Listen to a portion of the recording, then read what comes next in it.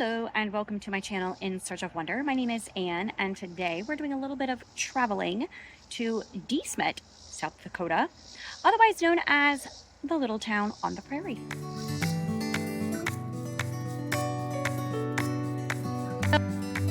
So today I have a bit of a travel vlog for you.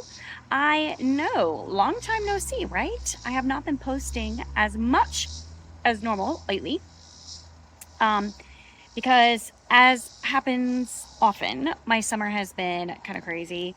So the past couple of weeks I've been busy first with traveling and then with renovations in our house and our bedroom that kept me crazy busy this whole week. So I will be lucky to get this video out, but I'm working on it in my spare bits of time. Anyways, I'm not complaining. I'm just saying life is crazy.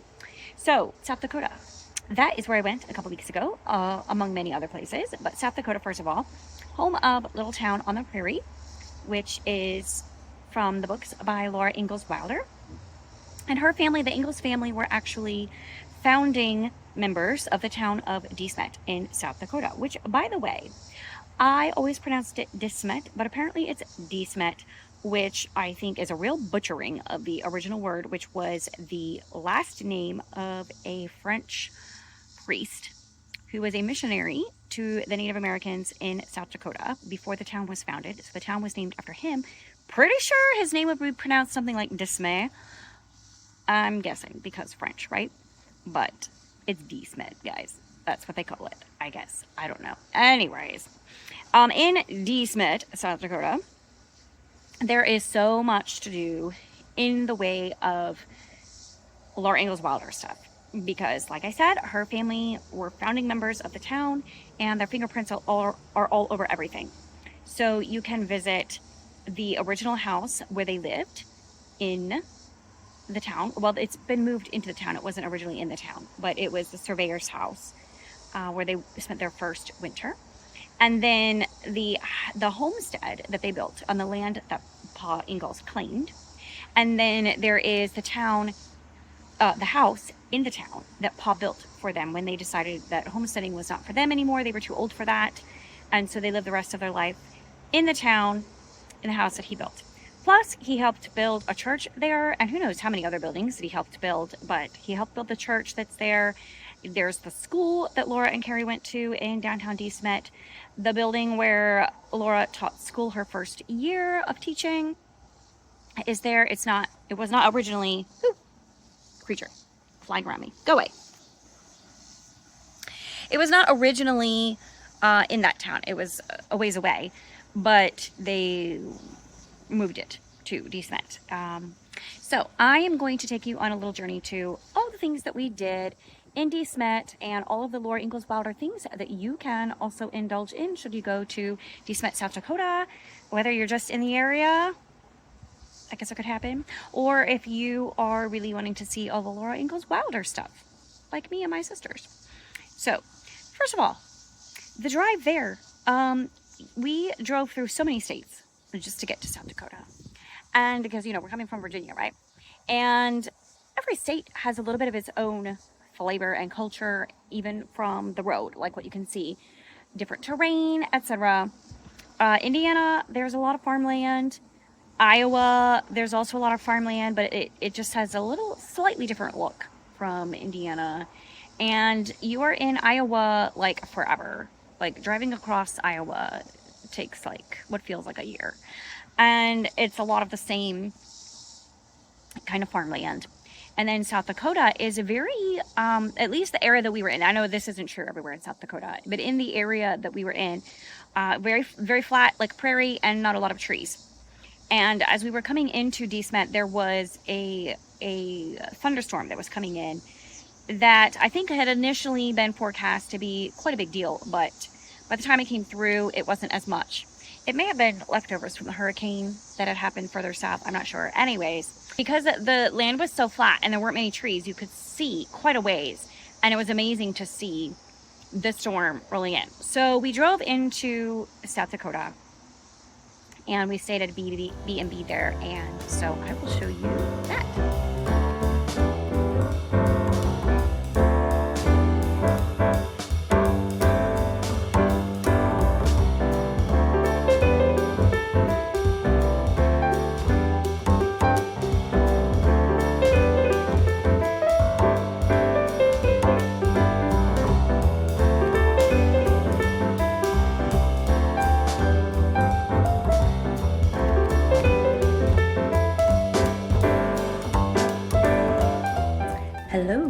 is Saturday evening, July 6th, and I am in De Smet, South Dakota, which is where Laura Ingalls Wilder and her family, the Ingalls family, lived for many years. It's the place where they finally settled after all of their journeys, and they helped settle this town.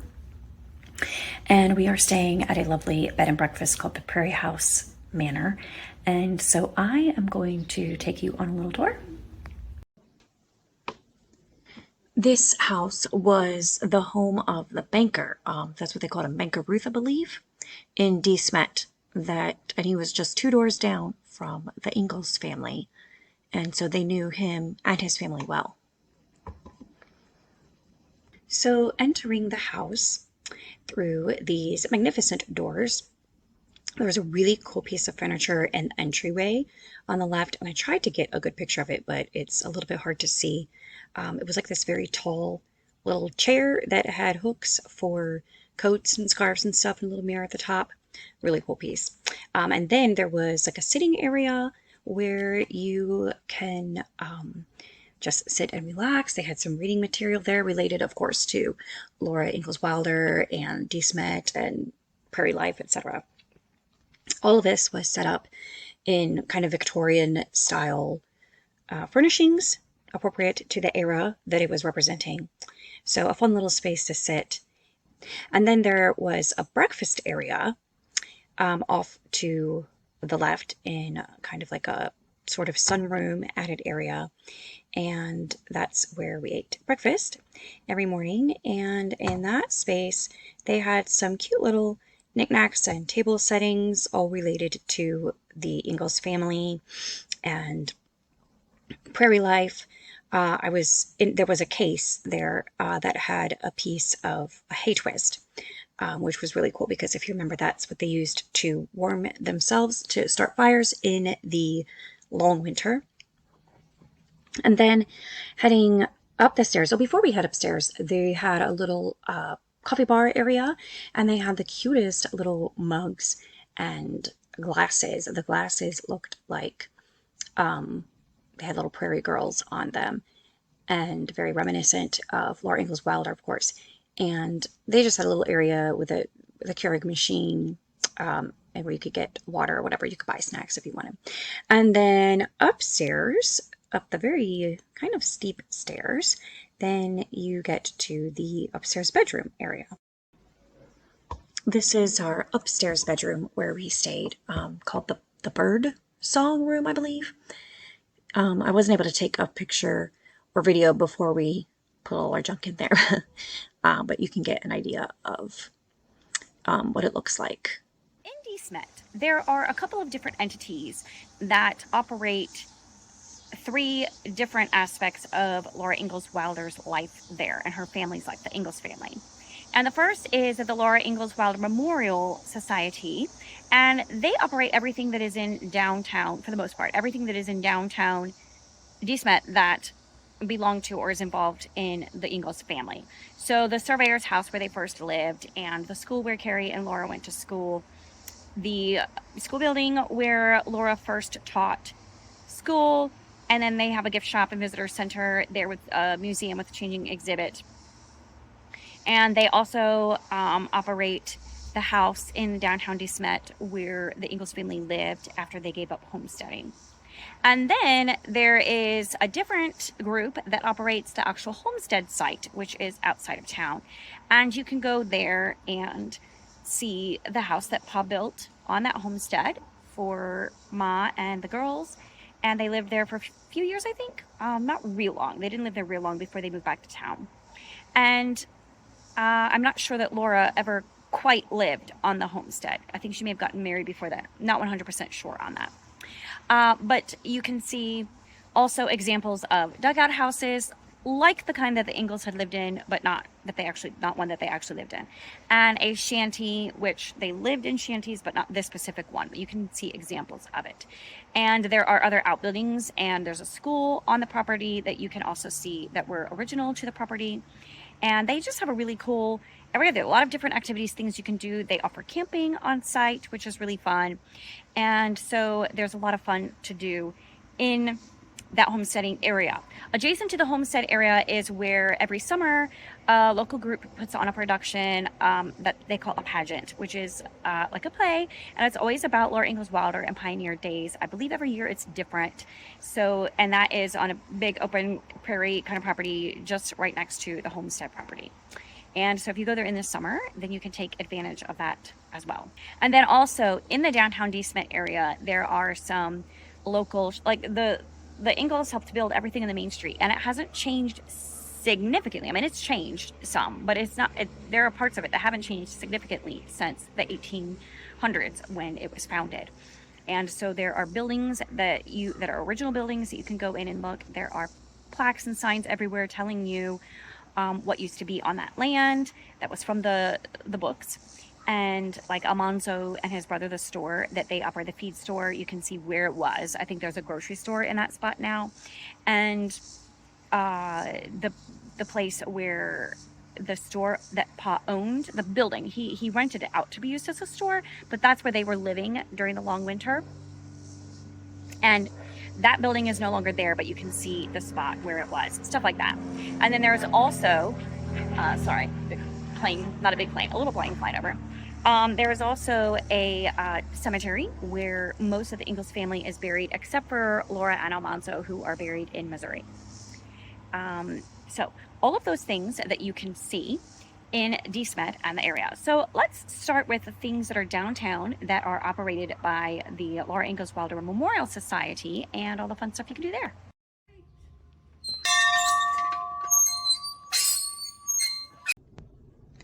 This is a statue of Laura Ingalls Wilder outside the Laura Ingalls Wilder Memorial Society's visitor center, gift shop, and the outbuildings they have there.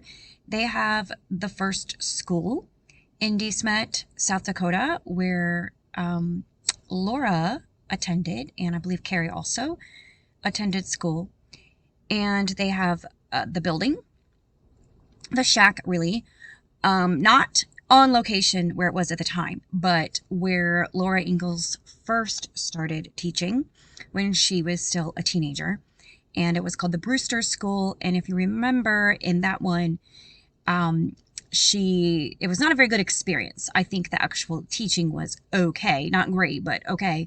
But the place where she lived was not pleasant at all.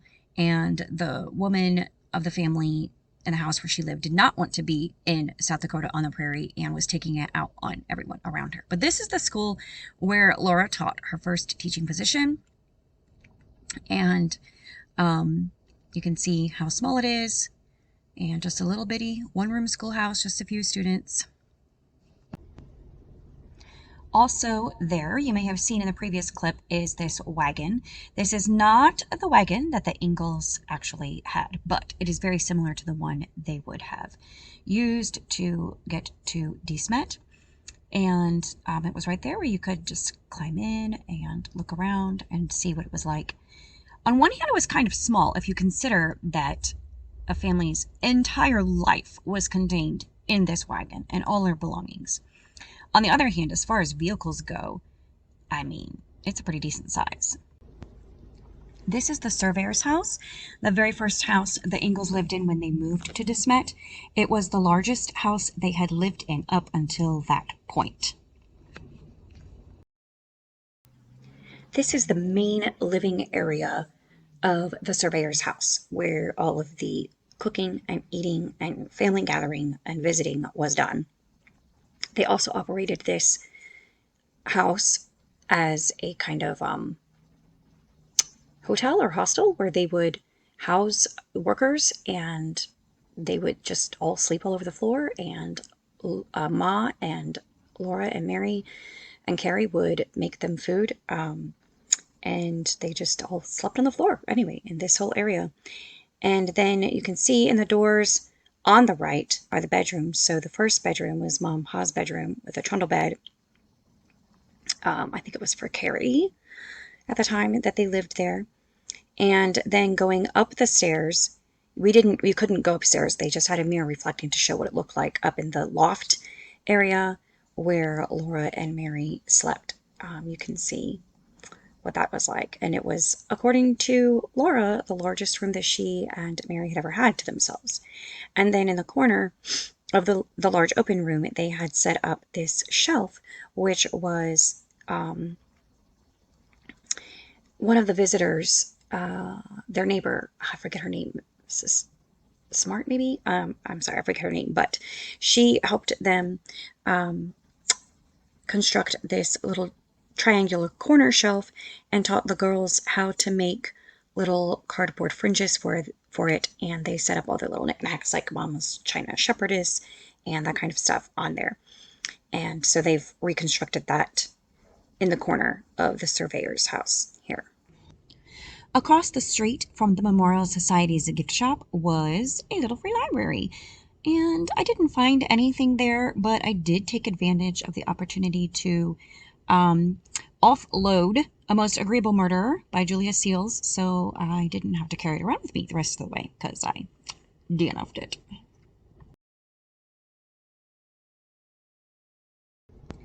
This is the home that Pa built for the Ingalls family in downtown De Smet, just 2 doors down from our B&B, after they decided homesteading was not for them. The Ingalls downtown home in De Smet was easily the nicest house they ever lived in, and that was good because they ended up living there, at least Ma and Pa and Mary, for the rest of their life. And at one point after Pa's death, Ma used it as a boarding house, and that's how she and Mary supported themselves for the rest of their lives.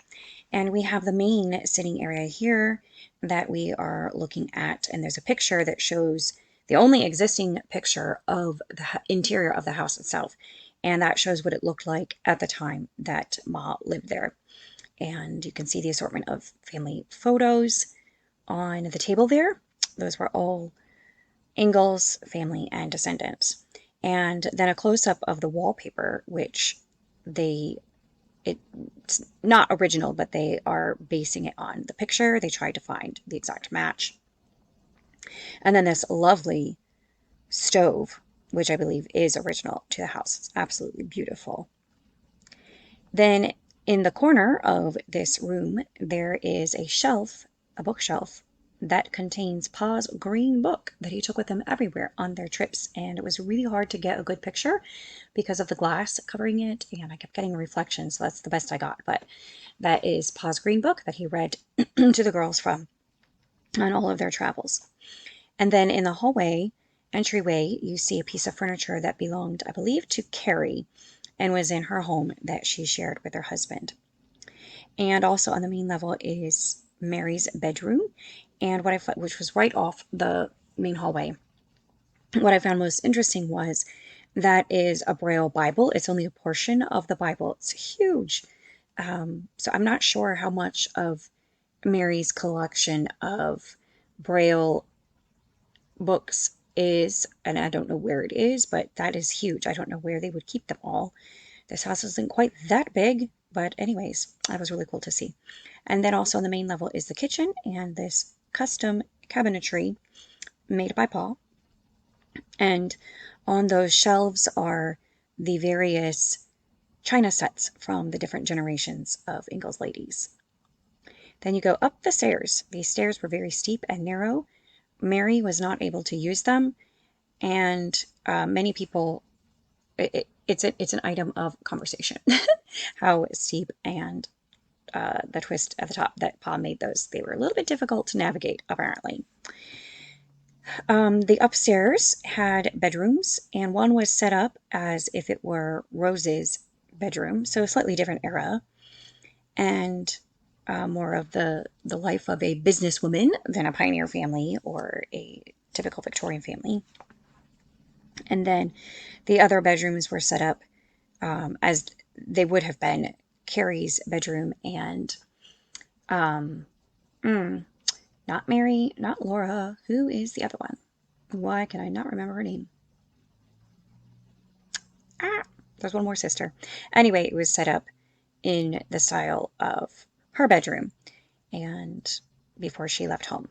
And also had a little bit, they both had a little bit of artifacts and historical information about what happened in the girls' lives after they left home.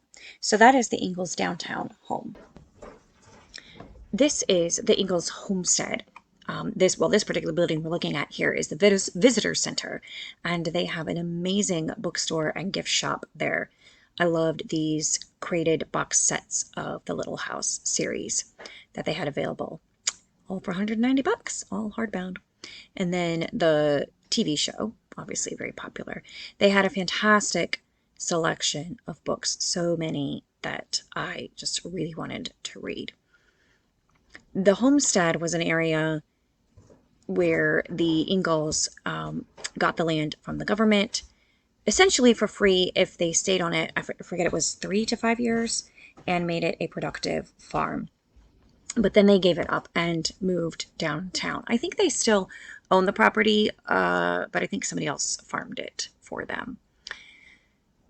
So look at all of those books, different editions of the Little House series, and also different versions and variations of them. And they also had in this section over here, like books about farming and farm animals and the West, that area, the animals that lived out there, the native animals, and all of that kind of thing. Because, of course, this was the Ingalls life. And it's all about things that you would need to know if you were a homesteader. And for the modern homesteader. So an interesting collection there, although nothing particularly interested me. Giants in the Earth is a book that I would like to read. You can see there on that top shelf. These books are more just about general prairie life, farm life, etc. Fiction and nonfiction. Here are some books that particularly caught my eye. The Selected Letters of Laura Ingalls Wilder.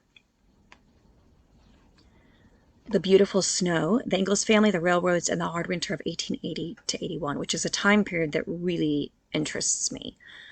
Prairie Fires, The American Dreams of Laura Ingalls Wilder by Carolyn Fraser. Becoming Laura Ingalls Wilder by John E. Miller. The World of Little House. This looks like a really cute book with recipes and little information about their different houses where they lived and the things that they did. Things from the books or based on the books. Books by Laura's daughter, Rose Wilder Lane, who was a novelist. I really want to read this book, The Children's Blizzard. Now, this one's set in Nebraska, but about a blizzard, like the long winter. These are paintings by a famous local artist whose name I forget. And another book about the world of Laura Ingalls Wilder, the prairie life, and what life was like for people who, like the Ingalls, settled there. I really, really, really want to get this. It's kind of expensive, but my sister has a used copy, so I'm going to be looking for a used copy myself. I love this book. There are a lot of things you can do on the property at the homestead, and one of those things is this lookout, where you can just survey it's just a tower where you can survey the land that the Ingalls owned and the surrounding countryside. And here we go, climbing up and up and up to the top level, and we're gonna catch the view. I just love how much sky you can see in South Dakota. You can just see the rolling clouds forever and ever. It's so beautiful. Look at all that prairie land. On the property, you can also see a sample of a dugout type house. Not one the Ingalls lived in, but a sample one. Oh my. Okay. Oh goodness.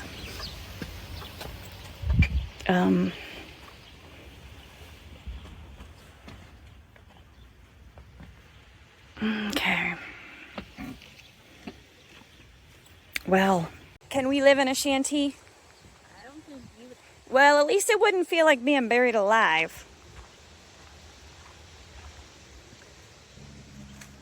This is an example of a shanty. It's not one that the Ingalls lived in, but they would have lived in very similar ones through this on the homesteads that they settled while they were waiting for their house to be built. And this is the actual house that Pa did build for Ma and the girls when they lived on their homestead. I don't believe Laura ever actually lived in this house because she was married by the time that it was built. This is the interior of the house. I believe everything is original to the Ingalls and left there. I'm not 100% sure about that, but I think so. This is one of the bedrooms. Not super large, but larger than many of the houses they had previously lived in. Those cabinets were made by Pa, handmade, custom made for that space.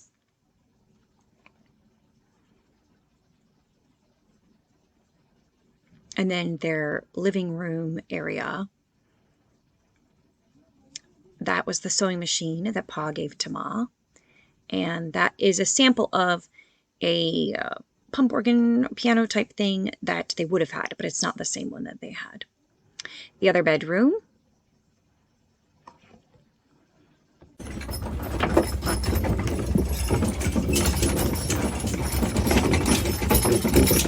Ease up, boys.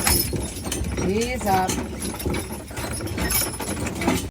So my sister found out that while we were on our trip, there would be a pageant performance of the Laura Ingalls Wilder performance. And so we were very excited to go. There were a couple problems with it. One, the mosquitoes this year were horrible in South Dakota. Horrible. I don't know how they are normally.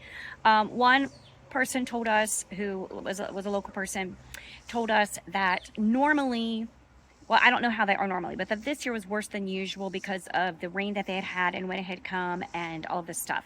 Horrible. Mosquitoes, clouds of mosquitoes followed you everywhere. And it didn't matter how much you sprayed. They had sprayed the venue, which was all outdoors.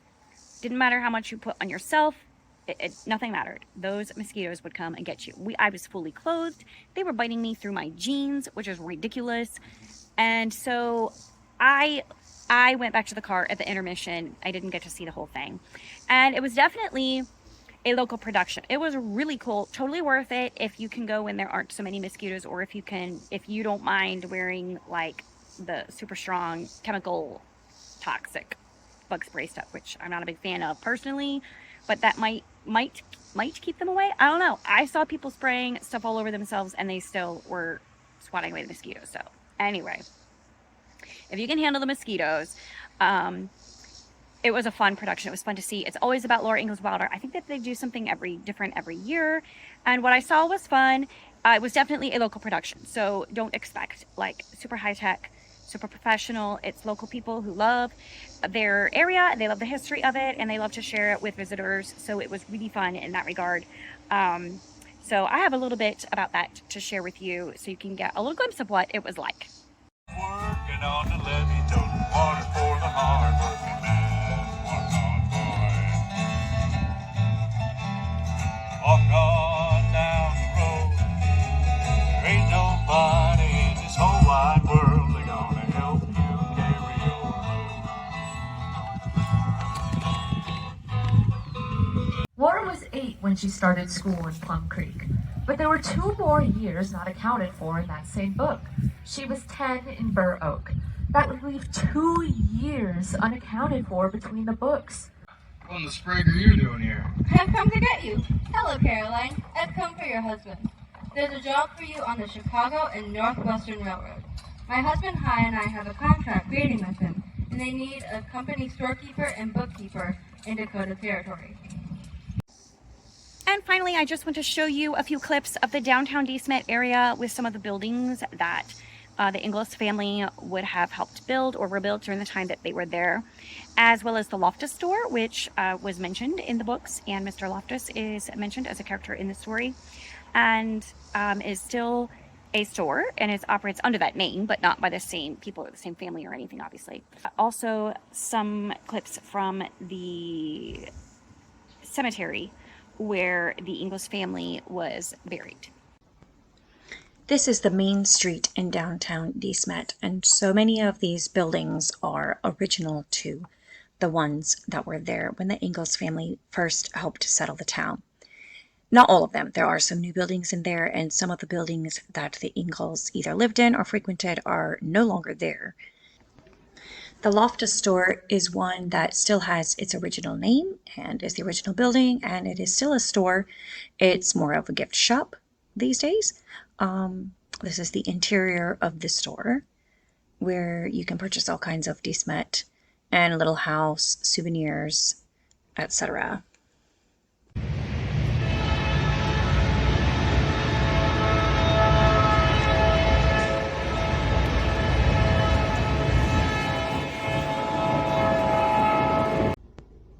This building is a church that Pa, Charles Ingalls, helped to build when the family lived in De Smet.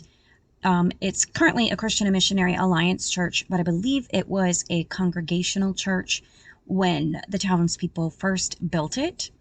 And it's still standing today, though, and it's still being used as a church.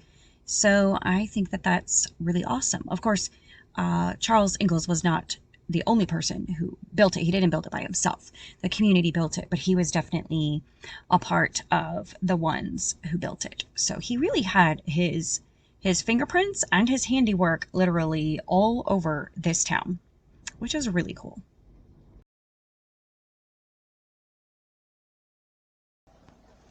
This is the cemetery where the Ingalls family is buried. This is Pa's headstone. The cemetery is in a beautiful location with absolutely gorgeous views, and you just feel the wind and the breeze whiffling through your hair as you are there. It's a lovely spot, but we were all a little surprised how far it was from the downtown area, and I guess that's because so many people lived out of town. So thank you for joining me on my journey to De Smet, South Dakota, and the Ingalls family. I hope you enjoyed your little visit to the town on the prairie, and I hope that you are able to go and visit it sometime. I know that they would love to see you there, and I think that any visitors who come would be very much welcomed and loved by the people who are there and love to share everything about Laura Ingalls and their town and the Ingalls family. And I think that you will love it as well if you love the books or the show. It's just a great place to visit. And South Dakota is a fun state to go. There's other stuff to do there as well, which we did not do this time. But hey, like Mount Rushmore, the Badlands, all that kind of stuff. So I hope you were able to check it out and go visit there sometime. And I will talk to you next time. Bye.